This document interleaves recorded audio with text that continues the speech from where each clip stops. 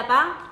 ¿Cómo va? Pero encontrarme con mi hija acá y cambiando de roles. Así es Y tu bueno, turno, te toca a vos hoy. y sí, estamos terminando este ciclo del primer año de militantes. Y bueno, una hija militante le pregunta a un papá militante. Una grata historia, larga historia militante que yo la viví, pero bueno, muchos televidentes que vienen siguiendo estos episodios no, así que bueno, está bueno para empezar, para saber quién es Eddie Binstock. Como Bueno. decimos siempre, ¿cómo te definirías? Ahí está. Muy bien. Quiere decir que lo ve. Lo veo, Lo ve. lo Eso es veo, el primer aprendí. paso. Muy bien. Bueno, soy un militante político de más o menos la época en que fui terminando el colegio secundario hasta hoy. Pasaron unos cuantos años. Empecé mi militancia política, como yo creo que empiezan casi todos los jóvenes en todas las generaciones que quieren transformar el mundo, que quieren vivir en una sociedad más justa, con esos ideales, indignado, dolido por las diferencias, por la pobreza, por la exclusión. Y en ese contexto empecé mi militancia política. En otros tiempos donde pensábamos que la sociedad que íbamos a construir la definíamos muy genéricamente como el socialismo nacional. ¿Qué tiempos? ¿Qué tiempos aquellos? Tan lejos. Totalmente. Unos tiempos distantes donde no teníamos precisamente con claridad qué era el socialismo nacional, pero un poquito más claro el horizonte de lo que lo tenemos hoy. Vengo de una familia, tus abuelos, digamos, que no eran peronistas, eran radicales, profesionales de clase media. Mi viejo ingeniero, mi vieja farmacéutica. Mi papá fue estudiante y opositor al peronismo en los gobiernos de Perón. Mi mamá la fuimos convenciendo un poco más y en el 73 nos votó, Bien. Votó al Frejul y ahí logramos un avance porque mi hermano y yo militamos en la Juventud Peronista y bueno, y ahí logramos ir convenciendo por lo menos a mi mamá. Y mi viejo era Allende sueldo. Claro.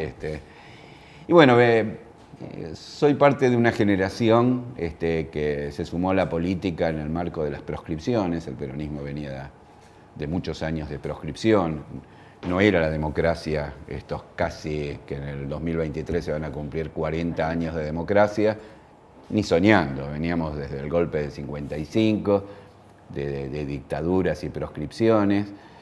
Y a la vez veníamos con un levantamiento, con luchas, con resistencia. Estaba la resistencia peronista, somos hijos de la resistencia peronista, somos hijos de alguna forma de lo que fue la lucha, el triunfo de la Revolución Cubana, el triunfo de Vietnam frente a Estados Unidos. Sí, un contexto muy distinto al que estás viviendo, al que conociste. Somos hijos del Cordobazo. Somos hijos del Aramburazo, de todo ese proceso, de toda esa historia.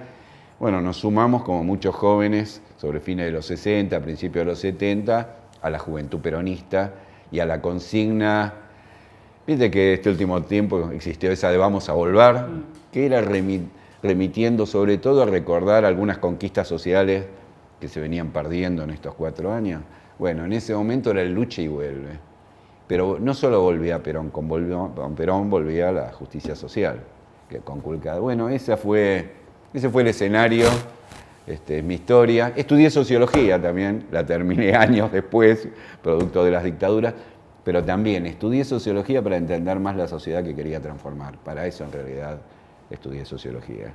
Así que bueno, ese es mi periplo, digamos, ese soy yo, y esa es un poco mi historia.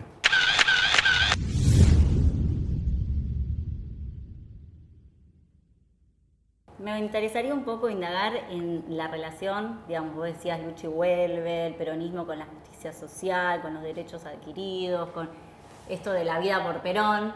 Bueno, cuando vuelve Perón, digamos, me interesa ver ahora también en perspectiva cómo analizás vos esa relación de la juventud peronista, de Montoneros, cómo digamos, también vos entrás a Montoneros, ¿no? Pero bueno, con Perón, esa relación también en un contexto en donde había muchas tensiones dentro del campo nacional y popular. Y bueno, se da esas tensiones con Perón. ¿Cómo lo viviste o cómo lo ves hoy?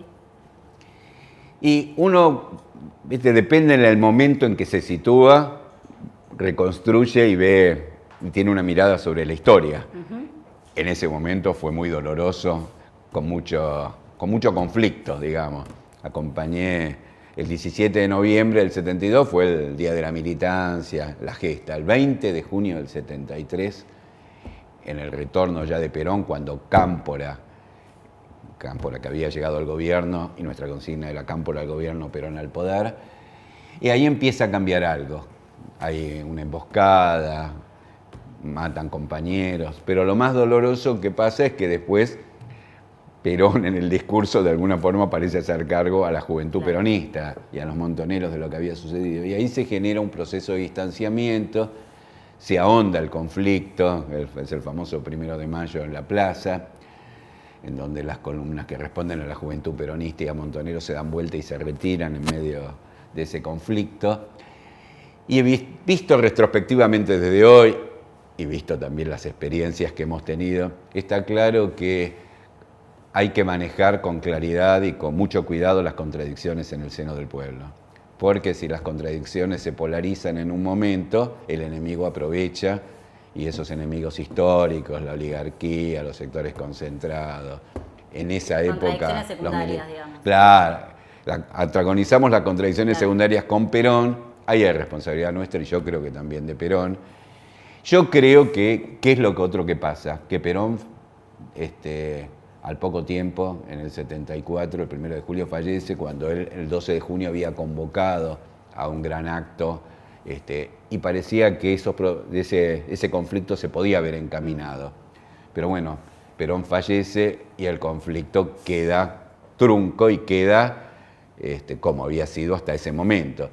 Y eso sí es claramente aprovechado. Estábamos en un gobierno que era un desgobierno, que era el gobierno de Isabel, y los militares y los sectores de los grupos concentrados del poder empiezan a planificar una estrategia que se denominó la estrategia del fruto maduro, que era que cayera por su propio peso. Aparecen las policiales, paramilitares, la AAA, nos atacan los locales, matan muchos y muchos compañeros y compañeras, y se toma otra decisión que es el paso a la clandestinidad, algo muy debatido porque tenía la intención de preservar vida, pero nos restringe el espacio político. Vivimos un momento conflictivo que yo creo, visto desde hoy, mi mayor reflexión es, no hay que, como dijiste vos, no hay que antagonizar las contradicciones secundarias, las contradicciones en el seno del pueblo, hay que encontrar una resolución para que no sea instrumentada por el enemigo histórico del pueblo, aquellos que quieren un país para pocos, y que eso fue lo que pasó y nos llevó a la dictadura genocida del 76, a la dictadura cívico-militar genocida del 76. Esa es un poco mi reflexión sobre lo que significó nuestra relación con Perón y una mirada, si vos querés, reflexiva, autocrítica y crítica.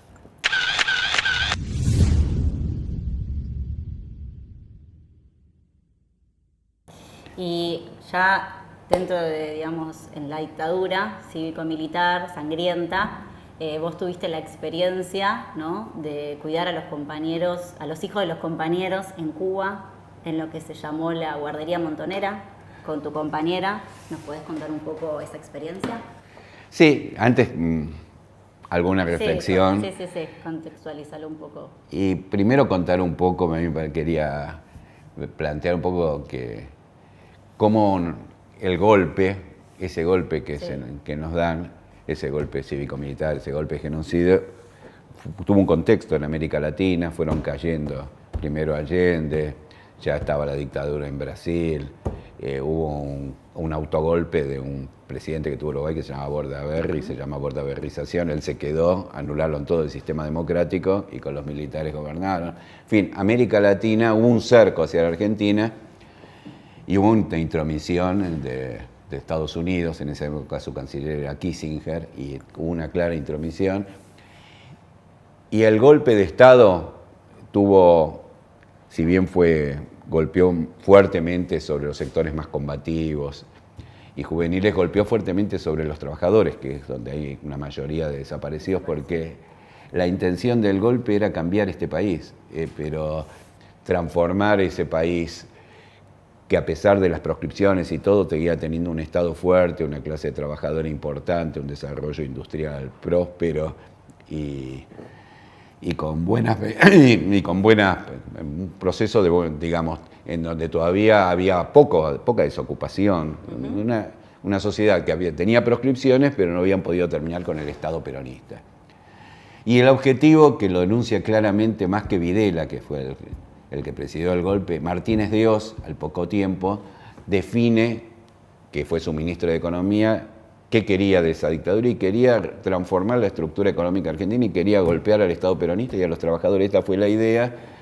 Y en ese contexto, yo para llegar a la guardería te diría que primero tuve el primer hubo muchos compañeros desaparecidos, entre ellos mi hermano, y eso nos llevó dentro de la familia y todo a conmociones por los golpes y conmociones por lo que uno le toca de cerca, personal. Y así fuimos resistiendo esa dictadura que en lo económico inició el proceso de la deuda externa en nuestro país, que teníamos menos de 5.000 millones y salimos con 50.000 millones de dólares de deuda y nos marcó a fuego al condicionamiento que bajo distintas oleadas neoliberales seguimos teniendo. Ahí resistimos hasta que en un momento nos llaman a mí, a la que era en ese momento mi compañera Mónica, y teníamos 2 hijos, Ana y Miguel, tus hermanos, y nos vamos y en el marco de lo que se denominó la contraofensiva, nos plantean una experiencia que fue una experiencia que en estos tiempos se habló bastante, una experiencia yo creo que muy interesante, que fue la guardería. ¿Qué significó eso? Que como compañeros y compañeras iban a entrar al país porque sabíamos lo que pasaba en nuestra patria, porque sabíamos de las torturas, porque ya había estado la carta abierta de Walsh a la dictadura, porque había algunos compañeros que habían logrado escaparse y sabíamos los que eran los campos de concentración que existían y cómo torturaban a los padres delante de sus hijos, cómo robaban los bebés y a los recién nacidos. Es que viendo esa situación y habiendo la organización Montoneros en ese momento decidido realizar lo que se denominó una contraofensiva porque entendía que empezaban a cambiar las condiciones, que después de varios años de desgaste del proceso empezaban a verse indicios de que iba a haber resistencia obrera, levantamientos, cosa que se constata porque el 27 de abril del 79 se produce la primera huelga general. Entonces ahí nos proponen a Mónica y a mí y a otra pareja, a otros compañeros, hacernos cargo de la guardería, en el cual yo iba a ser el responsable político de una experiencia que la verdad, una de las cosas que dentro de la situación dolorosa que vivíamos y dentro y que cada niño vivía, porque y que se iba enterando, ¿no?, que sus padres, alguno de sus padres tal vez caía. Claro. Dentro de toda esa situación compleja, dentro de esa situación dolorosa, bueno, por un lado íbamos a conocer La Habana de Fidel, vamos a ser honestos, fue algo que realmente estábamos a 20 años del triunfo del 59 al 69 de la Revolución Cubana, y realmente hubo mucho apoyo para esa experiencia de la guardería, donde los chiquitos más grandes tendrían 6, 7 años y los otros bebés, porque hay que pensar que éramos todos, en esa época éramos muy jóvenes, por lo tanto, Miguel, tu hermano, era un bebé, como ahora es una beba Julia Eva, tu hija, y bueno, y así eran chiquitos, Ana, que tenía 3 años y pico, entonces y los chicos eran todos chicos, eran entre 15 a 20 chicos, y la situación era una situación compleja, donde a veces los chicos se ponían un poco tristongos y le pasábamos cassette, que en esa época eran cassette,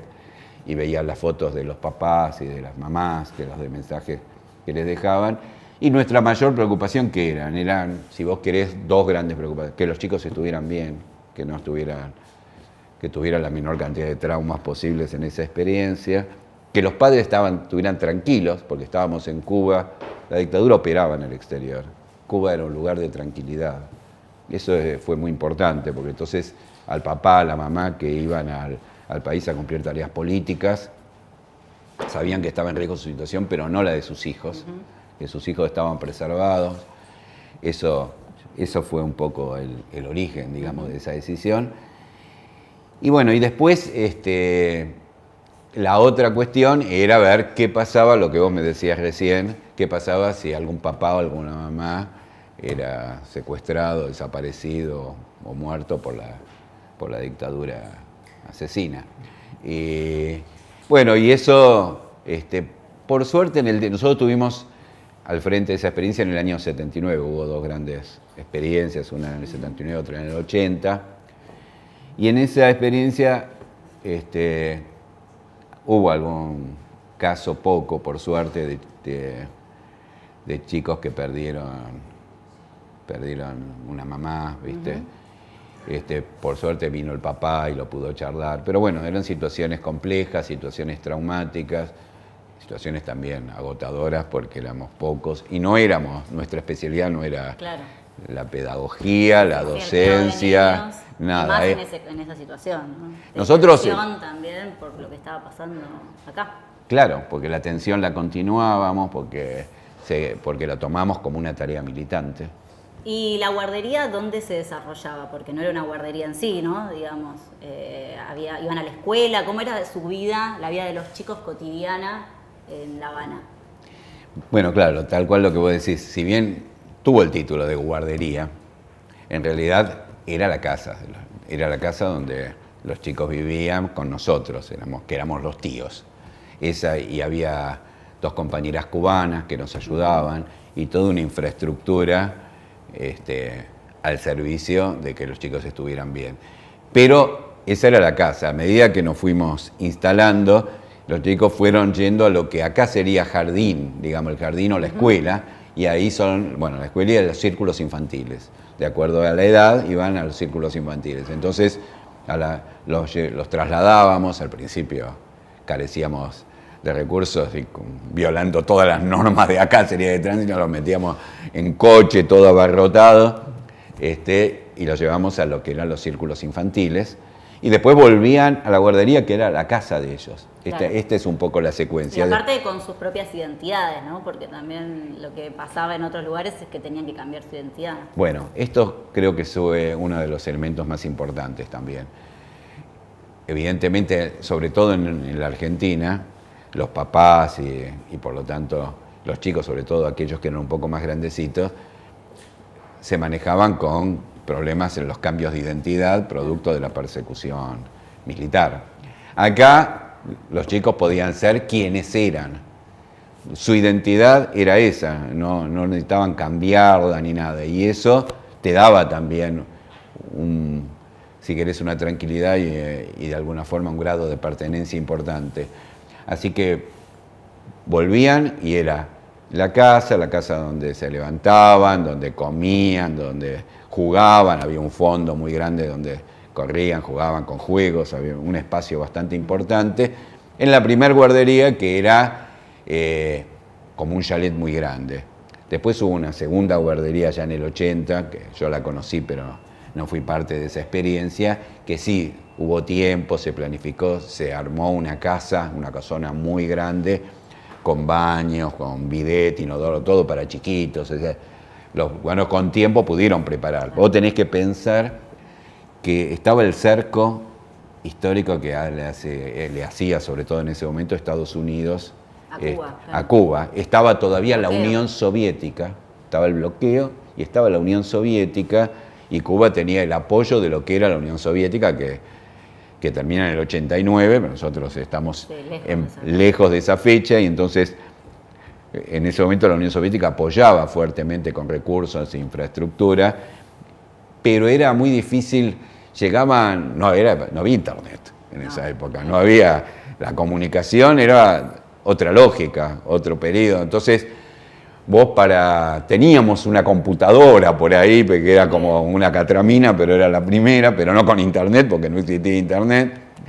Y después los diarios llegaban espaciadamente, cuando venía un vuelo, entonces vuelos desde México, suponer, entonces vos tenías acceso, y las formas de comunicación eran remotas.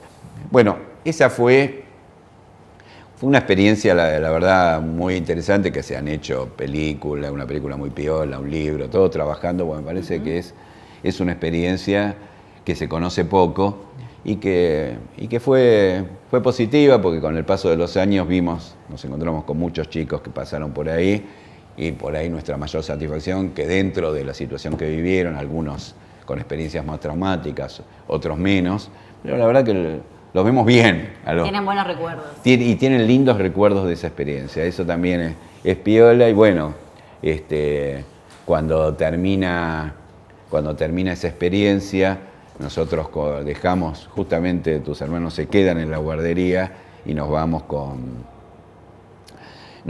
Mónica a ser parte de una...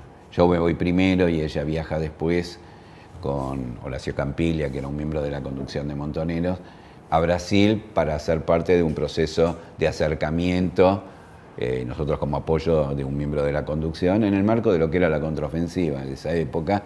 Y ahí es cuando la secuestran a Mónica y a Horacio, en el marco de lo que era el Plan Cóndor, que era el plan represivo de las dictaduras hacia América Latina, coordinado por el Departamento de Estado, siempre los yanquis presentes en nuestra historia de dependencia.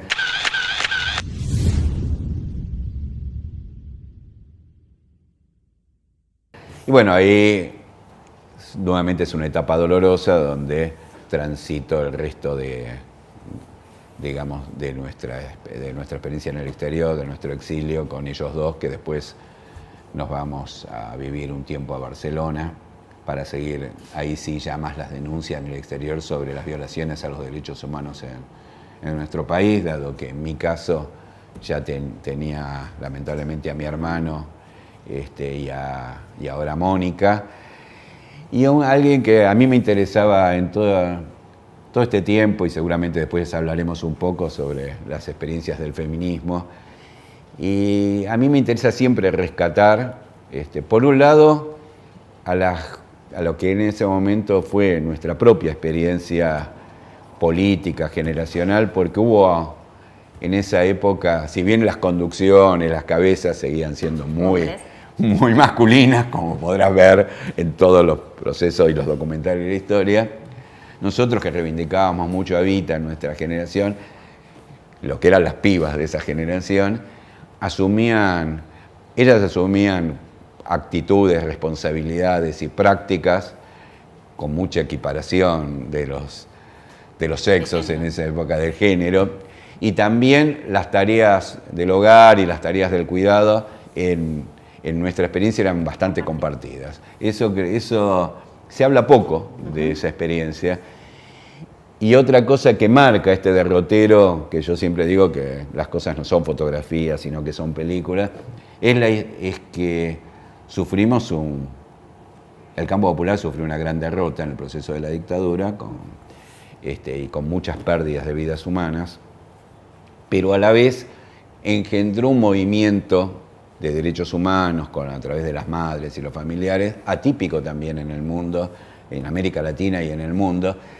Y yo siempre digo que esa experiencia tiene que ver con la historia de lo que va dejando la experiencia de organización popular el mismo peronismo. O sea, el peronismo es una disputa por el Estado y la redistribución de los recursos y la riqueza, pero también es una experiencia de la organización popular. Nosotros le podemos decir poder popular, Perón le decía comunidad organizada. Cada uno que le ponga el título que pone. Y hay una experiencia en nuestra sociedad que va quedando, que es la organización de los movimientos. Y apareció un movimiento importante de derechos humanos, y aparecieron las madres, y apareció esa experiencia. Bueno, mi mamá fue parte de esa experiencia, y yo siempre la quiero reivindicar. Falleció hace muchos años por un accidente, pero bueno, me pareció, la recuerdo, y marca también las madres. Bueno, acá le hice una entrevista hace poco alucinante a Eve, y marcan también no solamente la lucha de lo que significó y significa, sino también una experiencia de mujeres en lucha, aportando a toda esta gran corriente del feminismo, digamos, ¿no es cierto? Que se manifestará con fuerza en estos años, pero que tiene jalones en nuestra historia. Sí. No nace un repollo. No, que la tuvo Evita, que tuvo a las jóvenes que lucharon en la década del 70, que tuvo las madres, bueno, toda toda esta gran vertiente que cruza feminismos, que cruza movimientos populares, que cruza el peronismo. Este era un poco, no quería dejar, aprovechando que puedo hablar en la entrevista, quería contar un poco mi mirada sobre lo que significó esta tradición, nuestra trayectoria hasta estos tiempos, ¿no? Sí, sí.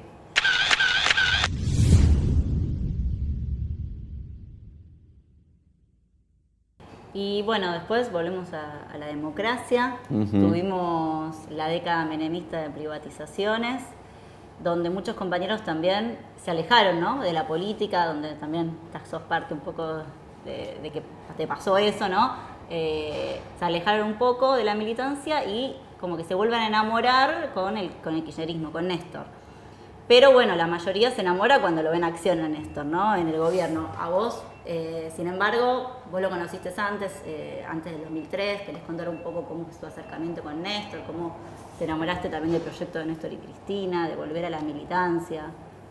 Sí, es cierto, atravesamos todo, como relatas vos, por todo ese periodo. La resistencia de los 90. Claro, atravesamos primero la etapa de la llegada de Alfonsín y por un lado, su política de derechos humanos, con la cual por un lado reivindicamos algún aspecto, aunque nuestra mirada no es exactamente la del nunca más de la teoría de los dos demonios, sino la del juicio a las juntas.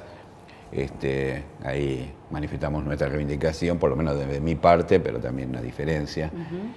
Y después vino la segunda oleada neoliberal, que golpeó fuertemente porque significó que una persona que había surgido por los votos populares y planteando revolución productiva y salariazo, una traición, digamos. Claro, liquidar el patrimonio de décadas de acumulación en el Estado, de las empresas, profundizar la desigualdad.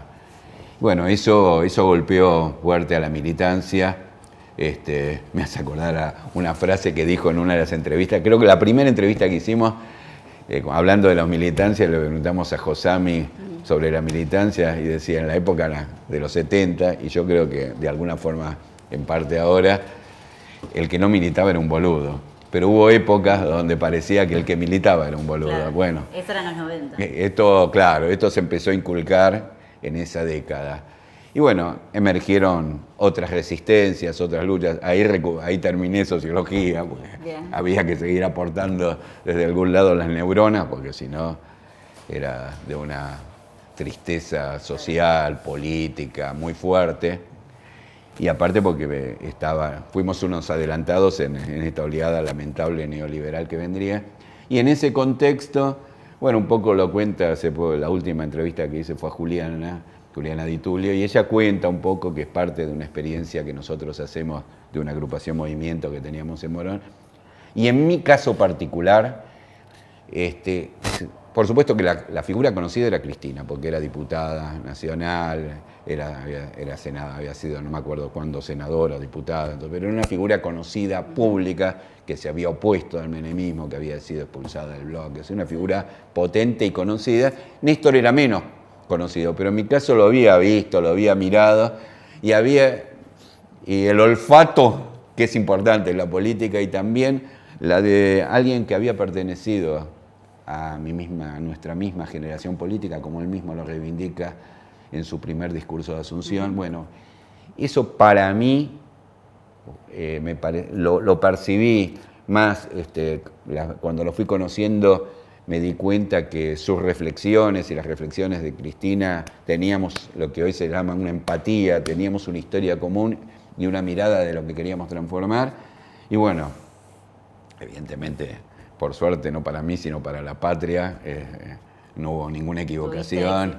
Sí, y fue desde el principio y realmente yo creo que Néstor marcó, ahí sí, unió democracia y derechos humanos y reparación sobre el genocidio por un lado, pero yo siempre digo que él inició algo que después profundizó Cristina, que él fue el gran restaurador de derechos que habían sido conculcados. Uno de los más clásicos podría decir, volver a las paritarias para tener la dignidad del trabajador o los aumentos sucesivos a los jubilados, todo eso que después Cristina va a profundizar terminando con las AFJP.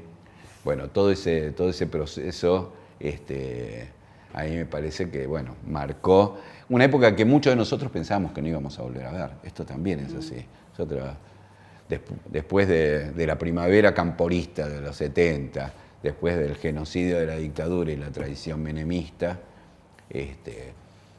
no pensábamos realmente que íbamos a volver a ver un emerger de un proyecto nacional y popular que nuevamente también hay un florecer en América Latina, ¿no? Hay un florecer en la primera década del siglo XXI, digamos, este siglo que venimos transitando.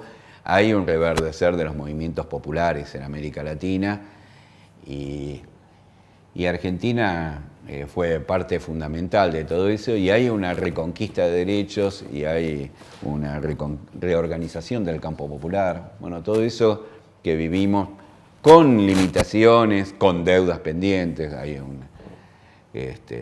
una estructura de pobreza, valga la redundancia, estructural, que no terminamos de saldar, de liquidar de alguna forma y de construir realmente esa patria justa por la que tantos luchamos. Yo siempre cuando en ese periodo, voy charlando, vos si querés interrumpime, Dale. pero en ese periodo me acuerdo que me tocó un par de años ser funcionario. Y por ahí una función que recuerdo con cariño, porque yo había tenido alguna experiencia en Morón, pero la función que recuerdo con cariño es la que se da con Felipe Solá como gobernador a cargo de la política de derechos humanos. Y yo cuando me tocaba esa experiencia y hablábamos de que el Estado democrático juzgaba al Estado terrorista, pero también una preocupación para que los derechos humanos fueran visualizados por la sociedad bajo todas las problemáticas, no solamente la reparación por el terrorismo de Estado, los derechos civiles, sino los derechos derechos violados hoy, exacto, derechos humanos. Exacto, los derechos sociales conculcados. Y todo eso, bueno, esa fue, siempre lo recuerdo como que fue una de mis mayores preocupaciones. El Estado había tomado los derechos humanos, pero el movimiento de derechos humanos excedía ese proceso de que el Estado los tomara, cosa que es una reivindicación importante. Pero yo siempre decía planteaba el tema de las luchas, que primero, viste, vos por los derechos luchás, después generás organización y después recién esas reivindicaciones son tomadas, institucionalizadas y se constituyen en legislación, en normas, bueno.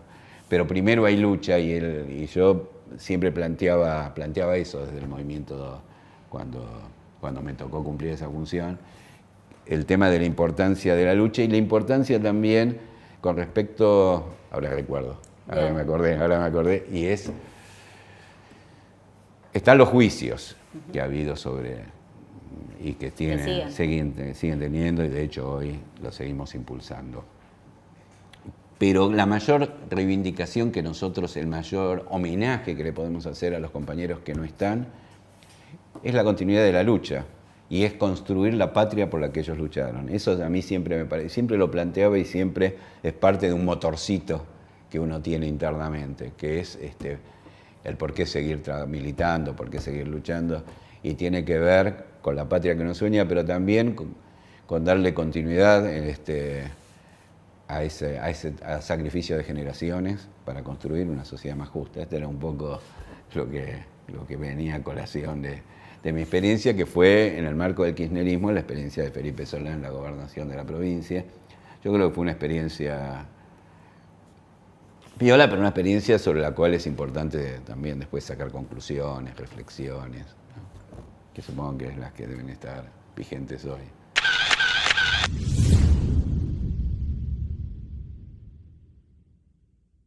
Bueno, hablando un poco, volvemos, vos arrancaste con el feminismo, Sí. Y a mí me parece que en esta resistencia de estos 4 años, que por suerte terminaron, ya volvemos a ser felices. Me parece que hubo un movimiento que surgió, ¿no?, con fuerza. Por un lado tuvimos la resistencia de los sindicatos, ¿no?, que más allá de, digamos, de algunas cabezas, son los que siempre defienden a los trabajadores. Tuvimos los movimientos sociales que me parece que también sostuvieron mucho en los barrios a los compañeros para que no terminen de caer. Pero también surge esto nuevo, ¿no?, este movimiento que se va gestando en estos 4 años, que, como decías vos, no arranca en estos 4 años, tiene una historia, pero que se masifica, ¿no? Entonces, mi pregunta es a la reflexión que te parece a vos sobre el feminismo, sobre los diversos feminismos, sobre la representación, ¿no?, que surge con el Ni Una Menos, con la legalización del aborto, pero bueno, que empieza a estar, digamos, y que empieza a repensar todo, ¿no? Ese feminismo que el sistema lo quiere tirar más o menos, ¿no?, por la ventana. Pero bueno, ¿qué opinión merece este nuevo movimiento que crece cada vez más? Bueno, un poco como vos decías, han emergido en este periodo de resistencia a esta última oleada neoliberal, que por suerte ha terminado en nuestro país, los movimientos populares que realmente estuvieron en la calle bancando, pero a la vez dándole direccionalidad a esa lucha o esa resistencia, lo mismo que el movimiento obrero. El feminismo es un fenómeno distinto. Si bien ha habido cabezas o referencias o figuras que han convocado, como la primera marcha del Ni Una Menos, allá por el 2015, creo que en junio del 2015, una cosa así, que la primera de todos, que fue la oleada, después vinieron, cada vez fueron creciendo más, pero está claro y que los grandes ejes fueron contra la violencia brutal que se viene desarrollando del Ni Una Menos y el tema de la despenalización del aborto, me parece que han sido los grandes motores, pero ha habido un cuestionamiento fuerte ya después al patriarcado. Uh-huh. Y sobre todo muchas pibas jóvenes transitan, ya casi menores a tu generación prácticamente, que transitan esa experiencia política, que a mí me parece una experiencia muy interesante, que tiene sus particularidades. Al no tener claramente una orgánica, entonces tiene su virtud y su positivo y su debilidad, por decir. Su virtud porque se extiende y trasciende fronteras y nadie se la puede apropiar, y en ese sentido es peor porque todos se sienten protagonistas y es mucho más horizontal, si vos querés. Y por ahí la limitación porque siempre, si los movimientos tienen una conducción reconocida y eso, si vos querés lo más amplia posible y reconocida, siempre podés direccionar mucho más e impactar más. Está claro que en la política se la viene tomando, se viene reflexionando este tema de la paridad en las listas, o ahora que empiezan a haber Ministerio de Género en la Nación, Ministerio de Género en la provincia de Buenos Aires con Alberti y con Kicillof. Está claro, un poco lo que yo decía de derechos humanos, que empezaron a haber secretarías de derechos humanos. Claro, bueno, se institucionaliza, digamos. Claro, exactamente, empieza a haber una respuesta y una institucionalización, lo cual no significa que el movimiento no siga fluyendo. Y en ese sentido, yo pensaba, vengo dándole vueltas al tema el patriarcado lo cuestiona todo y es transversal y viene... Todos los feminismos. Todos los feminismos cuestionan el patriarcado. Pero como decís vos, hay feminismos porque el capitalismo sigue atravesándonos. La injusticia que genera el capitalismo sigue atravesando, y están las mujeres de las barriadas populares, las compañeras de las barriadas de los sectores medios y más progresistas, y sectores más liberales también que reivindican el feminismo. Entonces es un movimiento diverso que tiene puntos en común y tiene conflictos y contradicciones, llamémoslo secundarias, pero que existen porque vivimos en una sociedad capitalista de profunda desigualdad, con la hegemonía del capitalismo financiero, y que eso las compañeras de los... Bueno, vos que sos una militante de barriadas populares lo sabes mucho mejor que yo, y lo viví porque lo vivís todos los días, y es que pasan cosas en los barrios y con las compañeras que sufren una doble explotación. Bueno, sufren la explotación de la desigualdad y la de ser mujeres. Y bueno, esa situación obviamente es particular y por más que uno la pueda intelectualizar, son vivencias concretas, materiales, materializadas de sectores sociales. Entonces, estas dos dimensiones, de alguna forma, la del feminismo contra el patriarcado y la del capitalismo, que cruza todo, genera este cruce de feminismos. Pero bueno, me parece que es una experiencia muy interesante, incluso con compañeras como la misma Cristina, que en un momento medio planteaba que no tenía nada que ver y que hoy de alguna forma sí, se ha transformado en una banderada. Ella dice que porque la hija lo influenció, bárbaro, sí, mejor todavía. Nos estamos deconstruyendo. Eve decía que con respecto a la dictadura, que los hijos habíamos parido a las madres. Y acá en algunos casos empieza a pasar lo mismo, y los más viejos nos empujan, nos vienen de atrás, claro. Y bueno, son las nuevas oleadas de deconstrucción, pero bueno, bienvenido, ¿no es cierto? Que nos empujen para adelante.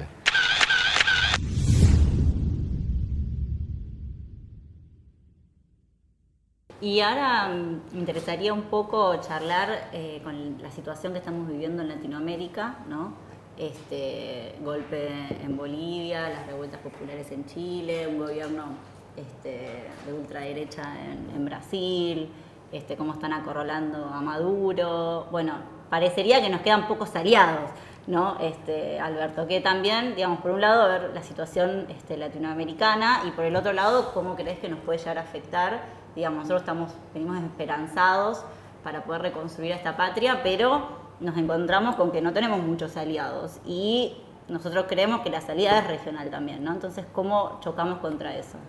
Bueno, por un lado contar un poco lo que viene pasando en América Latina, que realmente nuevamente nos afecta, y nos afecta claramente. Por un lado hay una cuestión positiva, me parece. La cuestión positiva es que este emerger de los movimientos populares en América Latina cuestionando gobiernos neoliberales es un fenómeno muy piola, muy interesante, que hay que seguirlo de cerca.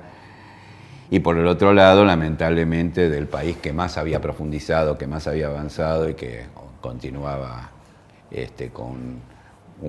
con una experiencia muy particular de un Estado plurinacional, con una experiencia democrática distinta y con desarrollo de justicia social y con crecimiento económico, bueno, sufrió un golpe de Estado. Y cómo nuevamente aparece en América Latina los Estados Unidos con las declaraciones de Trump propiciando y dando el beneplácito del golpe de Estado. Eso realmente es una preocupación, es como estas cosas que pasan parejas, los grandes medios de comunicación concentrados golpeando a las democracias populares, yo creo que unificadamente, con una estrategia unificada, después con particularidades en cada lugar, o la guerra judicial, eso también es otra experiencia, las guerras judiciales aparecen como otra cuestión que no aparece en un solo país, aparece en Brasil, aparece en Ecuador, entonces entras a sospechar de que acá no hay casualidades, acá hay una estrategia que yo creo que se apostó durante todo este tiempo, aún así, a no boicotear, si vos querés, por lo menos con dictaduras, las democracias en América Latina, pero el golpe en Bolivia y prácticamente el cuasi golpe institucional a Dilma en Brasil, porque esto es así también, como otra experiencia cercana, para mí es una alerta de que creo que estas mismas movilizaciones, yo creo que empieza a mostrar al establishment latinoamericano y fundamentalmente a Estados Unidos, que empieza a mirar su patio trasero, nos empieza a mirar nuevamente en medio de su conflicto con China y su lucha intercomercial y su derrota en África y en Oriente y en todos los lugares donde entró, se está retirando y empieza a mirar nuestros recursos, empieza a interesarse por mantener sus empresas concentradas y meterse en los negocios y en la extracción en América Latina. Y si ve que la alternativa democrática no le funciona, es para preocuparse porque empiezan a probar y a hurgar otras estrategias de las cuales ya hemos vivido. A mí me parece que, en particular, la experiencia boliviana hay que mirarla como una alerta hacia América Latina, una alerta con preocupación hacia América Latina. Así como contracara, te diría que la experiencia argentina, un poco por lo que charlábamos antes, es la experiencia distinta, es la experiencia diversa, es la cosa de que salimos, o sea, con movilización popular por un lado. Democrática, pero con una unidad democráticamente en el sentido también de que hay que reconocer que el gobierno macrista, que por suerte hemos derrotado y sobre el cual teníamos muchas en un momento, lo asumo por lo menos en lo personal, temores, realmente respetaron el proceso democrático y son parte de esta experiencia. Me parece que en ese sentido Argentina es una experiencia diferente, pero coincide un poco con lo que dijiste vos. Me parece que es una experiencia diferente, pero es una experiencia que no puede dejar de observar América Latina, no puede dejar de observar lo que pasa en el mundo y lo que pasa en América Latina, y en eso me parece que hay que, por lo menos, estar alertas, ¿no es cierto? Porque como vos decís, nuestra estrategia siempre ha sido latinoamericanista, regional, es muy difícil, ya lo planteaba Perón en su momento, fue la experiencia de Néstor, con Lula, con Evo, con Chávez, o sea, fue una experiencia latinoamericana y nosotros tenemos esa aspiración porque entendemos que no podemos salir solos.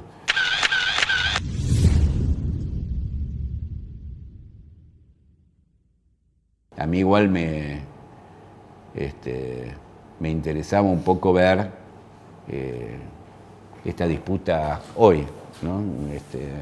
No sé vos cómo la ves, pero vos jugando un poco entre nosotros, pero como esta experiencia de Alberto, de Cristina, a mí me parece que el horizonte de una unidad donde Cristina realmente, yo creo que a esta altura es una figura de la historia nacional, 2 veces presidenta, ahora vicepresidenta de la Nación. Me parece que ha tenido una mirada estratégica de propiciar con la fórmula Alberto-Cristina. Sí. ¿No? Nos hizo jaque así. Totalmente, no la veíamos venir ni nosotros, nadie.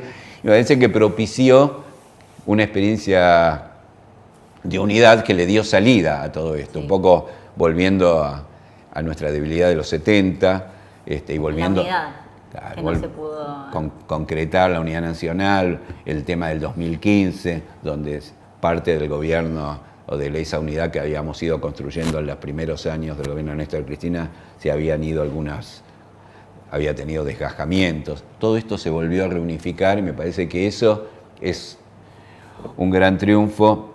Hay una lucha no solamente económica, no solamente social, a mí me parece que hay una lucha por el sentido común, ¿no? por los imaginarios. Yo a veces cuando pensaba las preguntas que habrás pensado vos para hacerme a mí, yo pensaba y decía, una frase que simbolizaba el macrismo es, en todo estás vos, mucho la cosa, el sujeto, el individuo, y el de Cristina fue la mirada sobre el otro, ¿viste? Esa, digamos, se me fue la frase, pero la patria es el otro. La patria es el otro, esa es, la patria es el otro.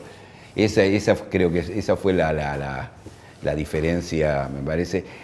Y Alberto, la verdad, hoy es un día muy particular. Lo vamos a decir que estamos grabando un 13 de diciembre. ¿Por qué? Porque hoy Alberto fue a tomar examen en la facultad. A mí eso nos conmocionó a muchos, a mí me impactó sobremanera esto. ¿Por qué?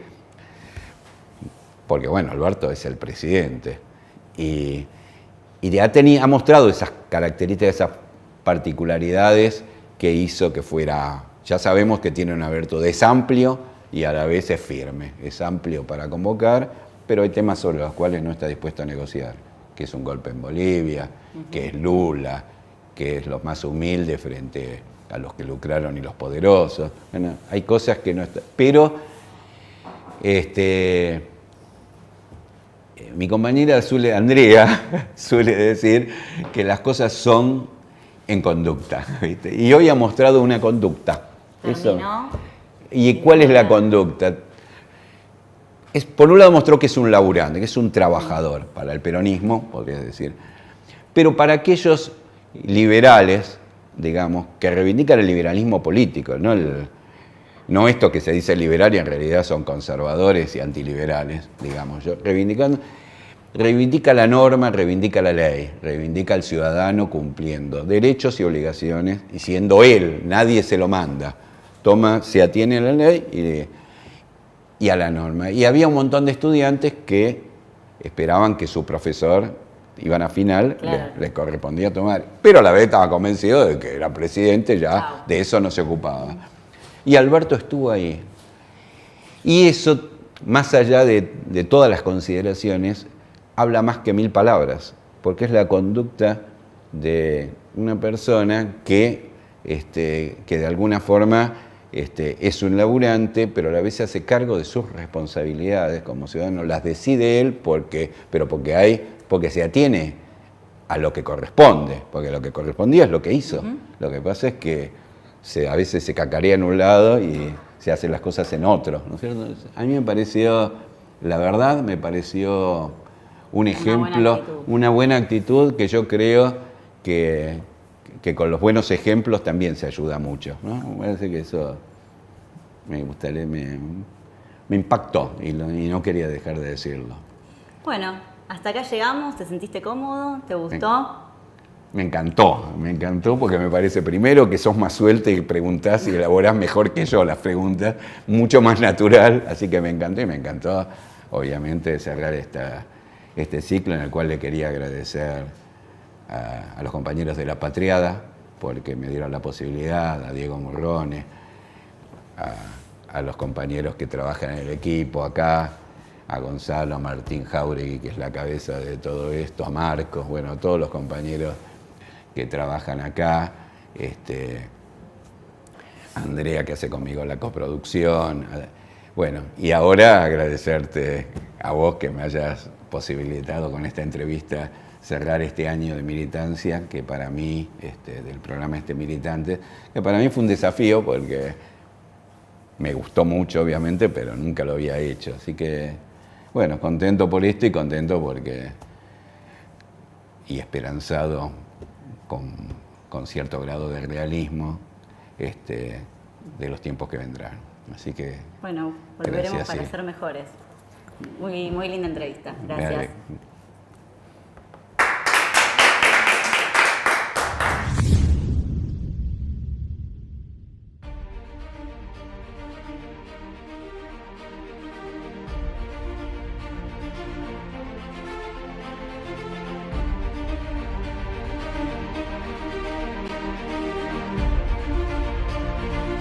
Los 70, el que no militaba era un boludo.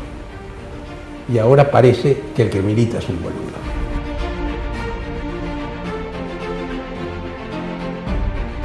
Nosotros tenemos que conocer nuestra historia y aprender nuestra historia, porque si no se va a repetir.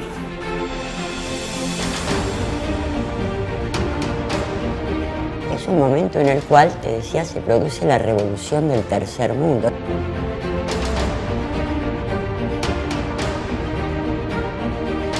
La caída de Macri, más allá del resultado electoral, ya es inexorable, ya cayó Macri.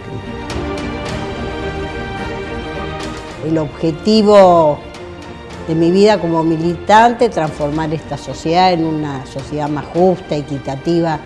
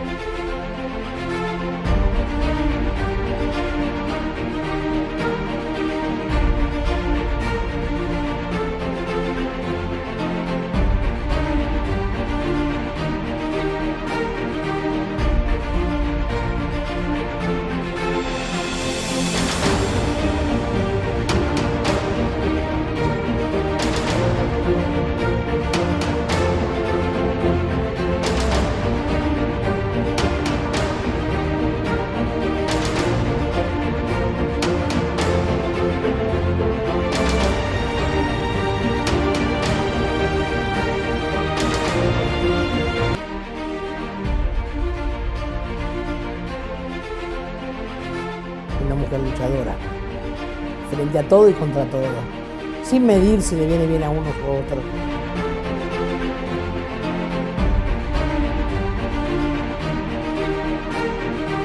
Como ahora, a mí no se me ocurre nunca contestarle a los disparates que dicen de mí. Me llaman, ¿viste lo que dijeron? No, me chupan huevo.